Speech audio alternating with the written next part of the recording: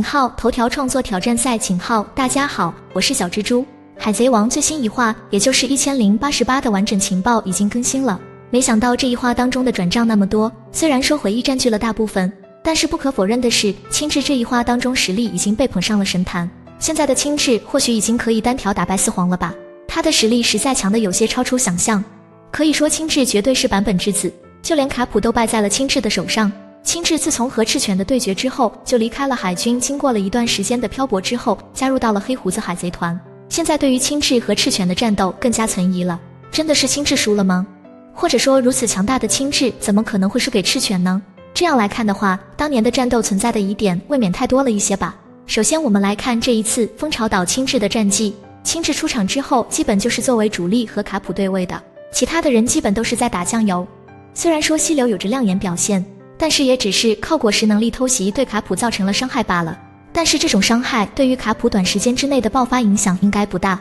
最终的结果其实还是青雉和卡普的对决。而且一开始卡普和青雉的战斗当中，青雉也是实打实的挨了一下银河冲突的，这一招可是霸王色缠绕之后用出来的超强攻击，破坏力可想而知。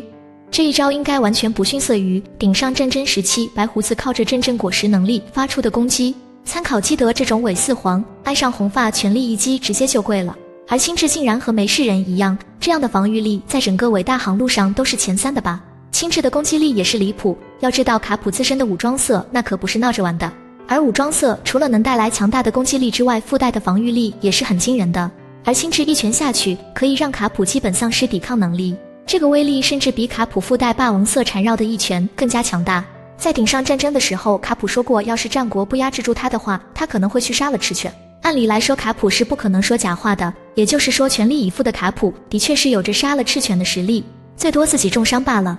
现在的战况呢，青雉自身基本没有太大的伤势，而卡普已经倒下了，甚至已经被青雉冰封了，可以说生死完全被控制掌握在手中。这意味着什么？青雉生擒了曾经追着海贼王跑的海军英雄卡普，要知道打败和生擒完全是不一样的概念啊。也就是说，如果青雉和赤犬的那一场战斗当中青雉没有假打的话，那他的实力直接就是碾压赤犬的了。如果青雉真的想的话，或许他可以一个人打2赤犬了。青雉当时的所作所为完全是演戏罢了，而这样一想，青雉真正的目的无疑是很恐怖的，或许是真正颠覆整个伟大航路。那以上就是本期的全部内容了，对此有不同意见的粉丝们也可以留言讨论。我是小蜘蛛，一个喜欢聊聊动漫收集手办的爱好者，喜欢就关注我吧，我们下期见。